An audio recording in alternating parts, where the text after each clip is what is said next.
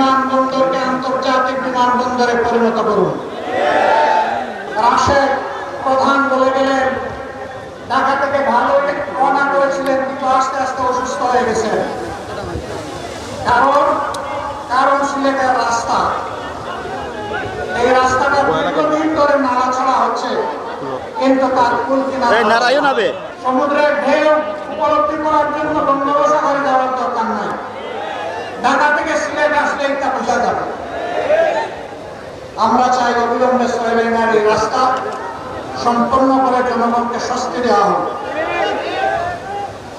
সম্মানিত এলাকাবাসী, দীর্ঘদিনের দাবি ছিল এখানে ইঞ্জিনিয়ারিং ইউনিভার্সিটি হবে। কলেজ কি পুড়িয়ে পুড়িয়ে চলছে কেন?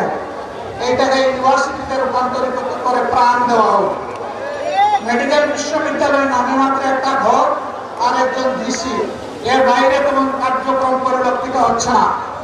অবিলম্বে এটাকে পূর্ণাঙ্গতায় রূপ দেওয়া হোক। আর অনেক দাবি সিলেটবাসীরা আছে, তবে আমরা জানি না কার কাছে এই দাবি পেশ করছে। আদৌ তারা এই দাবি বাস্তবায়ন করবে কিনা আমরা তা জানি না। যেহেতু তারা সরকারে আছে, এই জন্য দাবি পেশ করে গেলাম।